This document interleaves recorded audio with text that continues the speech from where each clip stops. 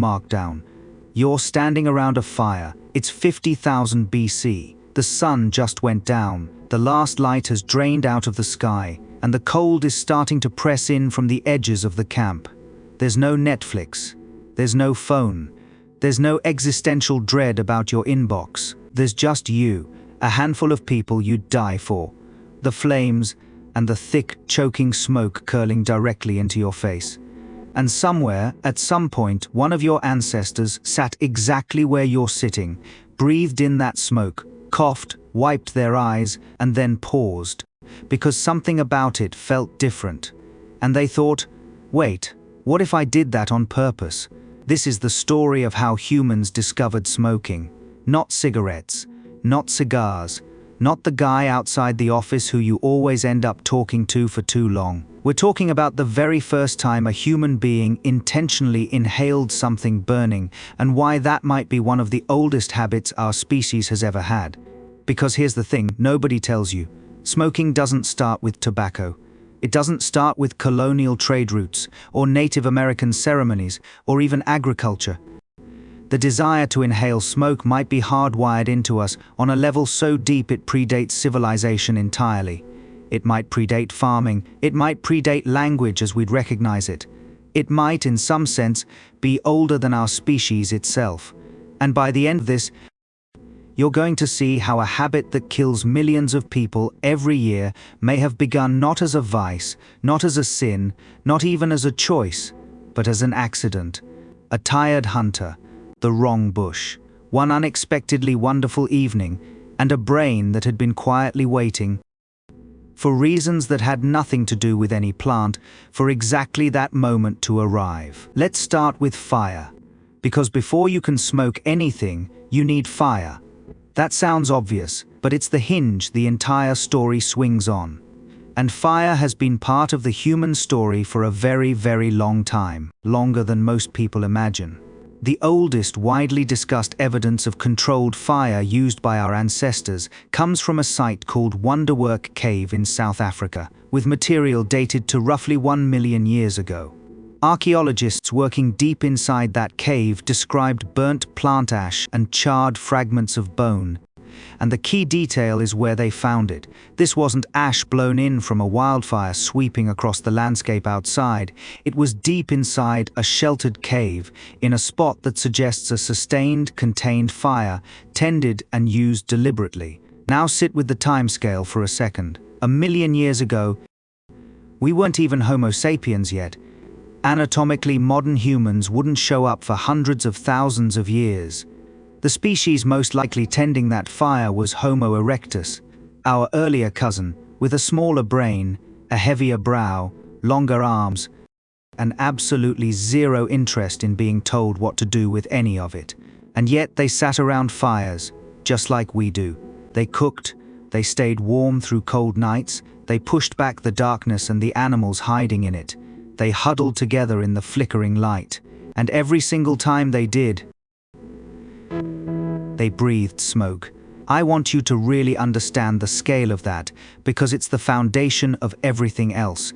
Every single day, for hundreds of thousands of years, every human and pre-human ancestor who sat near a fire inhaled smoke. It was unavoidable. It was constant. It was not an occasional exposure. It was the air they lived in for a substantial part of every single evening of their lives. It was basically the original air quality situation, and nobody had an app to check it, and nobody could have left even if they wanted to, because the fire was the one thing keeping them alive. Here's a detail that matters far more than it first sounds. Fire wasn't at the edge of ancient human life. It was the exact center of it. The fire was warmth against the cold that could kill you. It was protection against predators that hunted in the dark. It was cooked food, which unlocked more calories from the same meat and roots and made those calories easier to digest. It was light after sunset, which extended the day and created the first evenings, the first stretches of time that weren't about survival tasks, the first space for talking and remembering and telling stories. So the single most important object in your entire world, the thing you organized your whole life around, the thing you carried carefully from camp to camp because losing it could mean death, was actively pumping smoke into your lungs every evening of your existence. Which means the relationship between humans and smoke did not begin with a decision. Let that land. It didn't begin with a discovery, or a plan, or a bold experiment. It began with proximity, with unavoidable, total, lifelong exposure. We were marinating in smoke before we were even fully human. We evolved as a species with wood smoke already in our lungs. That's the starting condition. That's the water we were swimming in. Now here's where it gets genuinely interesting, and where the story turns from a curiosity into something stranger. Because some of that smoke wasn't just wood smoke. When you burn organic matter, you don't just get carbon dioxide and water vapor floating away into the night. You get a whole cocktail of compounds, and exactly which compounds depends entirely on what you happen to be burning. Different plants, different woods, different bundles of leaves and stems tossed onto the flames all release different chemistry when they combust. And some plants, when they burn, release psychoactive chemicals, alkaloids, terpenes, a range of compounds that interact with the human nervous system in ways that are, let's say, noticeable. In other words, some of our ancestors were almost certainly getting high entirely by accident around the campfire. And they had absolutely no idea why they suddenly felt so strange, or so calm, or so light, or so alive. And I want to be clear, this isn't a fringe idea somebody cooked up to be provocative. Researchers have proposed for decades that early humans living in forested and grassland environments across Africa, Europe, and Asia would have been regularly exposed to smoke from plants carrying active compounds. Cannabis grows wild across large parts of that range. Various Nicotiana species, a whole spread of plants with alkaloids and other bioactive chemistry plants that our ancestors would have gathered, stored near the fire, dried out, and occasionally inevitably thrown onto the flames.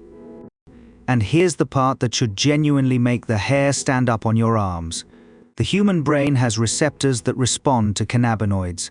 Molecular locks built into your neural hardware that certain compounds fit into like a key. And here's the crucial thing. These receptors did not evolve because of cannabis. The plant did not build them. They are part of what's called the endocannabinoid system, a signaling network deep inside your body that helps regulate mood, memory, appetite, pain, stress, and a whole range of other functions. It's built into you for reasons that have nothing whatsoever to do with any plant. It was there long before any human ever burned any herb. But the fact that this system already existed means something remarkable. It means that when a human first inhaled smoke from a burning cannabis plant, their brain was not confused. Their brain did not reject the compounds as foreign invaders. Their brain recognized them. The compounds slotted straight into receptors that were already there, already waiting, already part of the machinery of being alive. The brain didn't go, "What is this?" Brain went, "Oh, hello, I have a slot for exactly this." That is the accident at the very heart of this whole story. A pre-existing lock deep inside us and a plant out in the world that just happened to fit the key. Two things that evolved for completely separate reasons, meeting for the first time in a curl of smoke rising off an ancient fire. And that moment, that first accidental hit of psychoactive smoke around a prehistoric fire, might be the true origin of smoking. Not a decision, not a plan, not a discovery in any heroic sense. Just a very pleasant accident, stumbled into, repeated enough times that someone eventually thought to recreate it on purpose. Sit with the strangeness of that for a second. The entire multi-trillion-dollar global tobacco industry, centuries of religious ritual, shamanic traditions on every inhabited continent, medical practices stretching back thousands of years, social customs, peace pipes, hookah lounges, the cigarette break, the whole vast tangled human relationship with inhaled smoke. All of it may trace back to a tired hunter sitting downwind of the wrong bush and having a really unexpectedly great evening. History is sometimes beautiful in the most absurd ways, but an accident is not a habit. And this is the gap we have to cross, because it's the most important step in the whole story and the one that gets skipped most often. How do you get from "that fire made me feel strange" to "let me deliberately do that again tomorrow"? The answer is one of the oldest and most powerful things the human mind can do. Connect cause and effect across time. Picture it. A group sits around a fire on an ordinary night. Someone reaches over and tosses a bundle of green stems and leaves onto the flames, maybe just to keep the fire going, maybe because it was lying there. The smoke shifts, the smell changes, and over the next hour the mood inside that circle of people slowly changes too. Lighter, warmer, stranger. Someone laughs at nothing, someone feels their shoulders drop, someone stares into the coals and sees them move. The next night someone remembers. That's the whole miracle right there. Someone remembers. They connect the feeling to the plant. They go looking for that same bundle of stems. They throw it on the fire again, and it happens again. That's it. That's the entire mechanism. And I want to be really clear about what that mechanism actually is. Because we tend to frame it in the language of weakness. That's not addiction. That's intelligence. That's the exact same cognitive engine that let our ancestors track a wounded animal across miles of ground by reading broken twigs and faint prints. The same engine that let them predict where the herds would move as the seasons turned, that let them know which berries fed you and which ones killed you, that let them plan a hunt days in advance. That engine turned inward, pointed at their own experience instead of the outside world. And notice everything that required. It required paying attention to an internal state, an invisible shift inside your own mind. It required holding a memory across days and linking it to a specific cause. It required a deep, unspoken assumption that the world is consistent, that if a thing worked once, it can be made to work again. Those are not small abilities. Those are the literal foundations of every technology our species has ever built. From the hand axe to the space station. So in a strange and important way, deliberate smoking isn't a sign of primitive minds losing control. It's the opposite. It's a fingerprint of exactly the kind of mind that would go on to build agriculture, cities, writing, and everything after. The same restless curiosity that made us dangerous made us smokers. They came from the same place. Now we have to slow down and be careful, because up to this point I've been telling you a story about deep time and human nature, and stories are seductive. We need to separate two very different kinds of claim, and hold them apart in our heads for the rest of this. Claim 1. Ancient humans inhaled smoke. Including smoke from plants with active compounds, and at least some of them did it on purpose because they liked the effect. That claim is almost certainly ancient beyond our ability to measure. It follows from everything we know about fire, about plants, about the brain, and about human curiosity. Claim 2. Ancient humans intentionally cultivated, selected, prepared, and consumed specific plants for the purpose of smoking them as an established practice. That's a much bigger claim, and the hard, physical, dig it out of the ground evidence for that is younger and thinner than you might expect. Most of the confusion around this whole topic, and a lot of the confident nonsense you'll find online, comes from mashing those two claims together as if they were one. So let's walk them apart and see exactly how far back each one actually reaches when we ask the ground to speak. Because here's the brutal problem the archaeology faces. Smoking is a behavior built almost entirely out of things that rot. When you ask, when did humans start cooking? You can dig up a hearth and find charred bone that survives for 1,000,000 years. When you ask, when did humans start making tools? You find stone. And stone is essentially indestructible. It's still lying there 3,000,000 years later, waiting to be picked up. But smoking? The dried leaves rot. The wooden pipe rots, the leather pouch dissolves back into the soil, the bundle of herbs is gone, and the act itself, the breath, the smoke, the altered evening leaves no physical trace at all. We are trying to reconstruct one of the most intimate, private, invisible behaviors in the entire human story, from the tiny handful of freak moments where it accidentally left a mark hard enough to survive, in stone. in charred seeds that happen to fall into a fire and get buried, in faint chemical residue soaked so deep into a clay pipe that thousands of years couldn't scrub it out. So when we look at the dates, we have to remember at every step that we are seeing the last surviving fragments of something that was almost certainly far more widespread than any dig could ever reveal. With that in mind, let's look at what the ground actually gives us. One of the oldest striking pieces of direct evidence for intentional cannabis use, meaning burned cannabis in a context that strongly suggests deliberate inhalation, comes from a burial site high in the Pamir Mountains of Central Asia, dated to around 500 BC. Excavators there found wooden braziers, and inside them, stones that had been heated until they were superheated.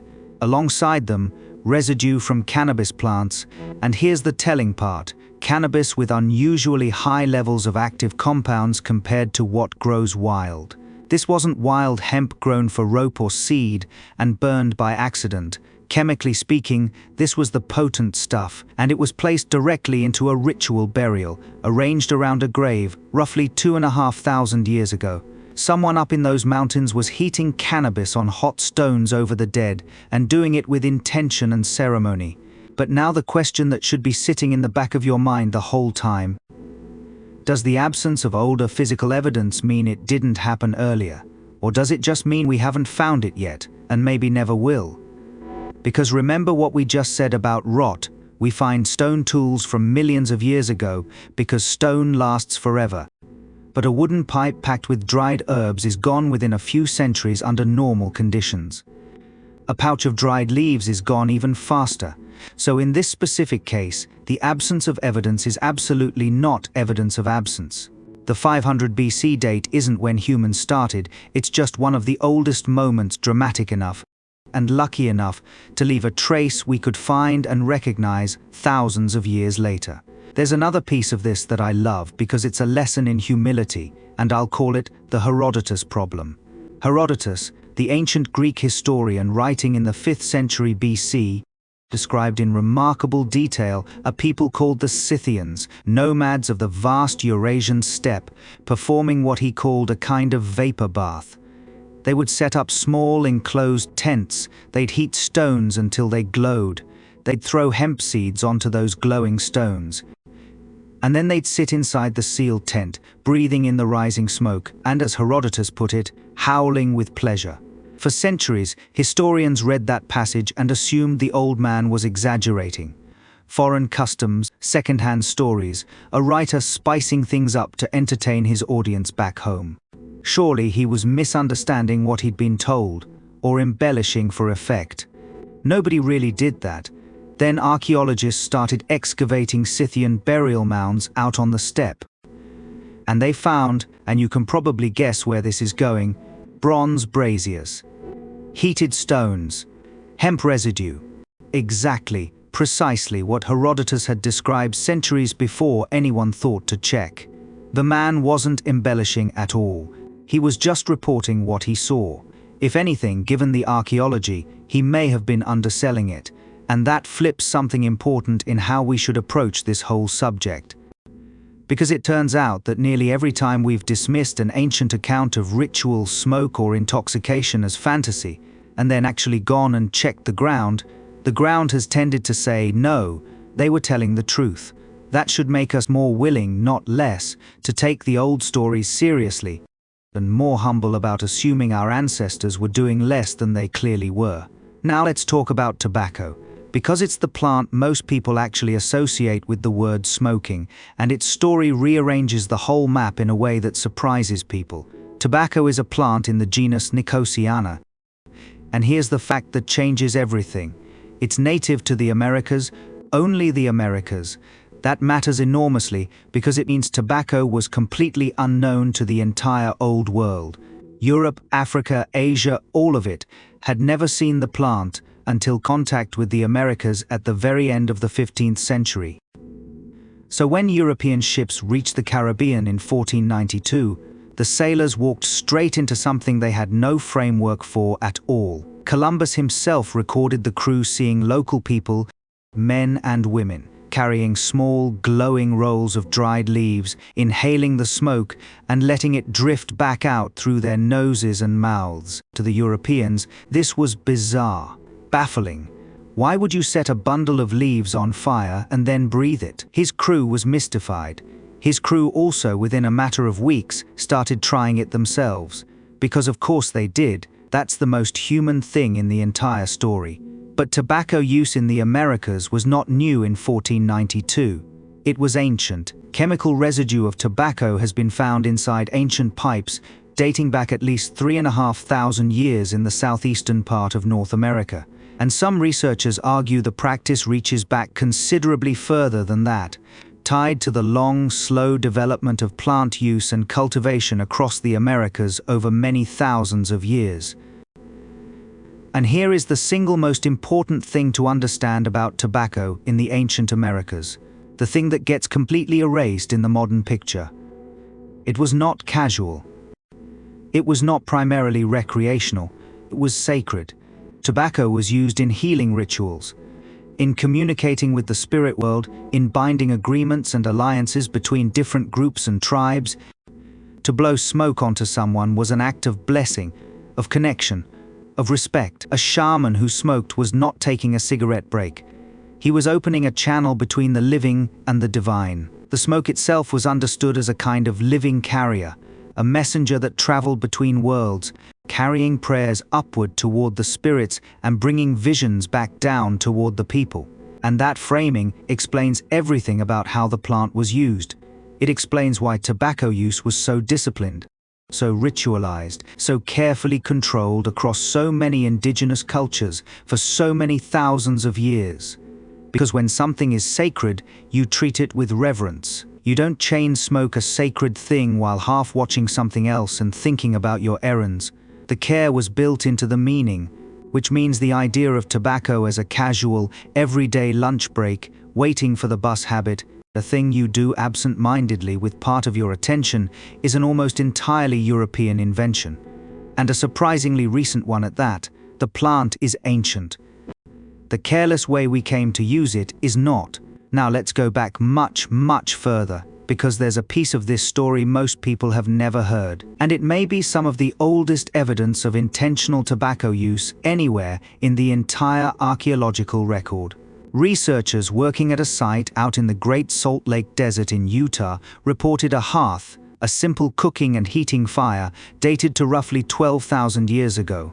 And inside that ancient hearth, they found the seeds of a wild tobacco species native to North America. These were not seeds that had drifted into the fire by accident on the wind. They were concentrated, present in a way and in an amount that strongly suggested people had gathered them, carried them there, and used them on purpose. And the site predates any known pipes or pottery in that entire region by thousands of years. There were no smoking tools yet, no clay pipes, none of the equipment we normally imagine, just people, a fire, and tobacco 12,000 years ago. That single discovery pushed the possible timeline of human tobacco use back dramatically, and it raised a genuinely fascinating question that I want you to really feel the weight of. If people were putting tobacco into their fires 12,000 years ago, whether to inhale the smoke or for ritual purposes, or both, then what were people in every other part of the world doing with their own local plants at exactly the same moment in time? Because 12,000 years ago, humans were everywhere. Africa, Asia, Europe, Australia, spread across nearly every environment the planet had to offer. And the drive to alter your own consciousness, to reach for a different mental state, to change how the world feels from the inside, that is not an American phenomenon. It is not a regional quirk, it is a human phenomenon, and it shows up everywhere we look. Which brings us to an idea that sounds wild the first time you hear it, but is taken seriously by respected researchers. Call it the intoxication hypothesis. The argument runs like this. Across virtually every human culture ever documented, on every inhabited continent, people have independently sought out ways to alter their consciousness. They've fermented drinks, eaten certain mushrooms, inhaled smoke, chewed leaves, brewed roots and bark, swallowed seeds. This behavior is so universal, so persistent across time, and so independently reinvented by cultures that were separated for tens of thousands of years and never had any contact with each other, that some researchers argue it simply cannot be a mere accident of culture, a habit that happened to spread. It looks more like something built into us. The psychopharmacologist Ronald Siegel proposed in the 1980s that the pursuit of intoxication functions as a kind of fourth drive, sitting right alongside hunger, thirst, and sex. Something embedded not just in human behavior, but woven into animal behavior more broadly. And the animal examples really are hard to wave away. Elephants have been observed seeking out fermented fruit, and the one everyone loves, reindeer in Siberia, have been described eating Amanita muscaria mushrooms, the classic red and white toadstool, which are psychoactive, and then reportedly drinking the urine of other reindeer who ate the mushrooms first, because some of the active compounds pass through the body still intact and potent, reindeer running an organized recycling program for their own high.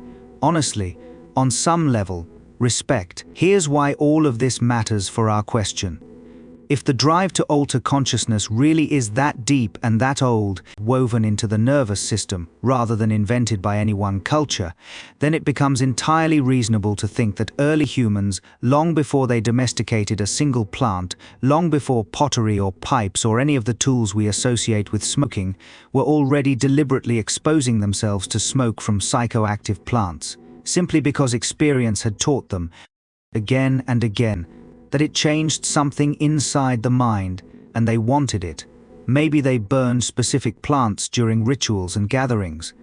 Maybe they chose where to make camp, partly based on which plants grew nearby for exactly this reason. Maybe they learned painfully which smoke made you feel wonderful and which smoke made you feel like you were dying, which, with some plants, is a lesson that kills you the first time before you ever get the chance to apply it. This is trial and error, prehistoric edition. Very high stakes, occasionally genuinely fatal. There was no label, no dosage, no warning, no way to test a new plant except on a living person. But the ones who survived, they remembered, they told the others, and they passed that hard-won knowledge down through generations, knowledge that was never once written down but was lived, demonstrated, and handed forward from body to body. That is how most human knowledge worked for the overwhelming majority of human history. Not libraries, not schools, lived experience passed mouth to ear, around a fire, in the dark. Here's an angle that almost never comes up in this conversation, and it deserves its own place. Long before smoking was recreational, and maybe even before it was spiritual, it may have been medical. One of the oldest known medical documents in the world, the Ebers Papyrus from ancient Egypt, dating to around 1550 BC, describes treatments that involve inhaling the smoke from heated herbs, specifically for conditions affecting the throat and the lungs. Which, from a modern point of view, sounds completely insane. You're telling me the ancient Egyptians treated lung problems by having people breathe in smoke? Yes, that is exactly what the text describes. And it seems like madness to us, because we now know intimately what smoke does to lungs over time. But here's the part that stops it from being pure absurdity. Some of the specific herbs involved genuinely do carry real pharmacological properties when their smoke is inhaled. This wasn't random flailing. It was a working theory, tested against experience over many generations, refined by people who were paying close attention to what helped and what didn't, even if they had the underlying mechanism completely wrong. The ancient Greeks used therapeutic fumigation regularly. The Hippocratic writings, from the very tradition behind the oath that doctors still swear today, describe inhaling herbal vapors to treat diseases of the lungs and other conditions. And the logic wasn't crazy by the standards of the time. Smoke reaches the lungs directly and immediately, so if a plant has some medicinal value, then delivering it as smoke, straight to the lungs and into the blood, makes a certain kind of intuitive sense. The lungs as a delivery mechanism, inhaled medicine. And here's the thing that should make you pause. We still do exactly this today. Asthma inhalers, anesthetic gases, nebulizers. The core insight: that the lungs are a fast and effective doorway into the body, survived intact for thousands of years and sits right at the center of modern medicine. The delivery method survived, the burning part thankfully mostly did not.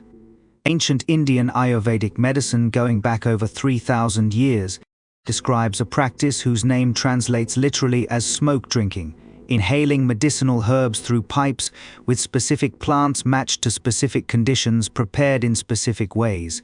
This was not improvised or casual. It was a detailed, structured medical system with protocols and dosages and centuries of accumulated refinement standing behind it. And when you step back and look at the whole ancient world, the pattern is everywhere.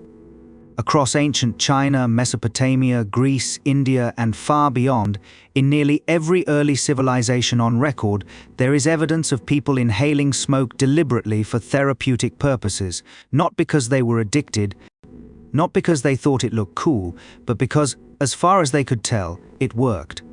Or at least it worked sometimes, or at least it worked often enough that they kept doing it and kept teaching it. And in a world without antibiotics, without surgery, without any of the tools modern medicine takes completely for granted, work sometimes was a genuinely meaningful bar to clear. Sometimes it was the only bar there was. There's one more angle, and it might be the most important of them all, because it reaches right into the core of what we are as a species: social bonding. Humans are profoundly social animals. We evolved in groups, and for the overwhelming majority of our evolutionary history, group cohesion, the ability of a group to stay together, trust one another, and act in coordination, was quite literally a matter of life and death. An isolated individual out on the ancient landscape alone was a dead individual. Groups survived, so anything at all, that strengthened the bonds holding a group together carried enormous direct survival value. And shared rituals, especially shared altered experiences, are among the most powerful bonding tools our species has ever found.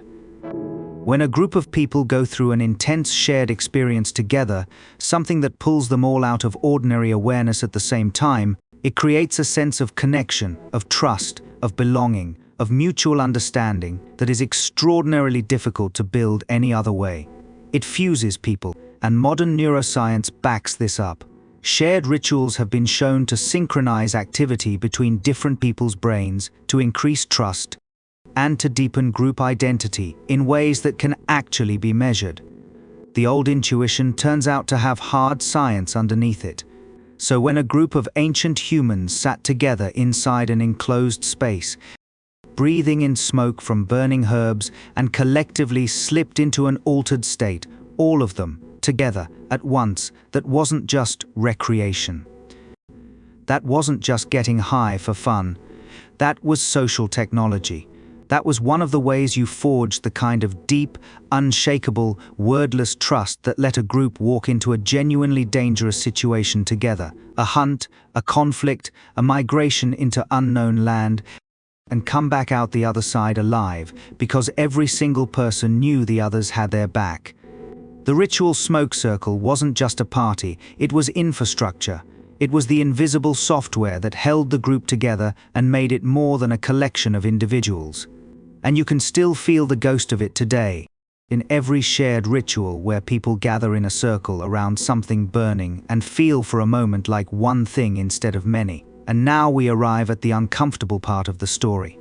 Because the transition from sacred smoke to careless habit is, historically, an absolute disaster. It's one of the sharpest turns humanity ever took, and we took it fast. When tobacco reached Europe in the 16th century, it spread with a speed that should honestly remind you of something. Within mere decades, smoking went from an exotic foreign curiosity to a full continental obsession. By the 1600s, tobacco was being traded across the entire globe. By the 1700s, powdered tobacco inhaled through the nose was the height of fashion among the aristocracy.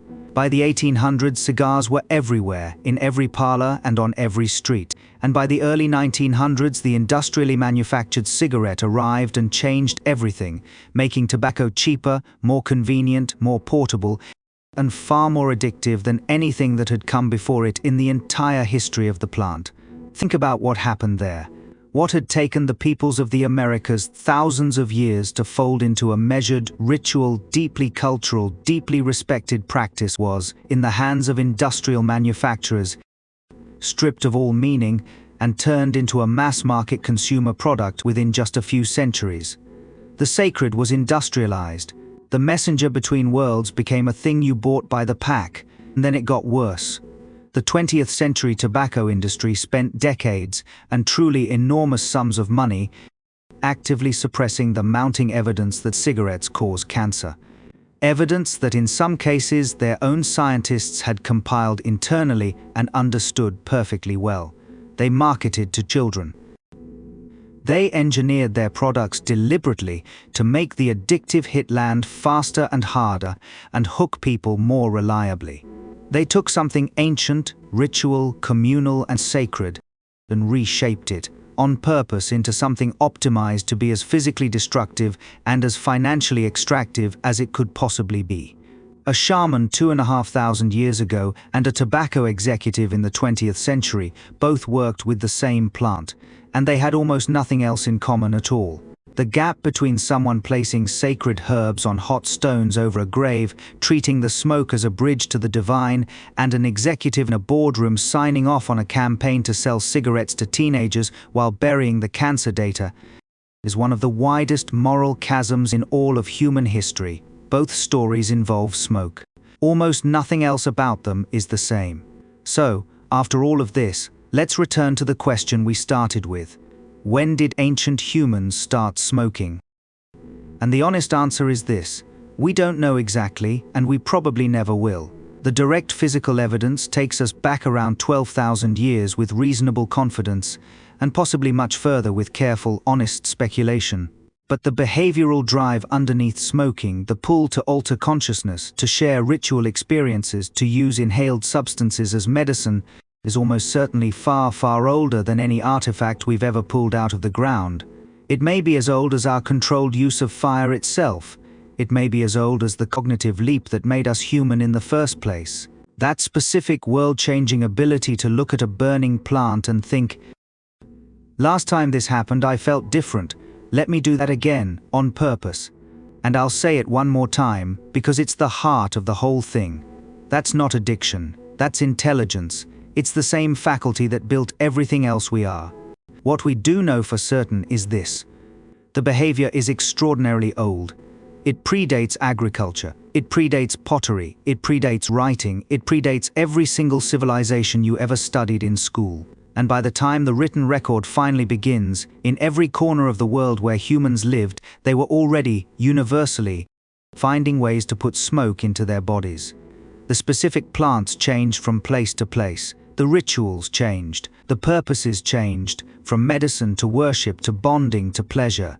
But the behavior itself was already ancient, already deeply woven into human life by the time anyone, anywhere first thought to write it down. And there's something almost poetic in that, if you let yourself feel it.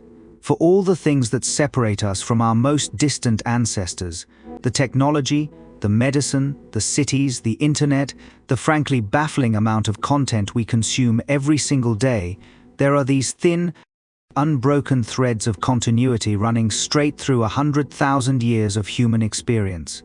Fire, smoke, breath. The oldest humans sat around fires and breathed in the same smoky air you'd smell at a bonfire tonight.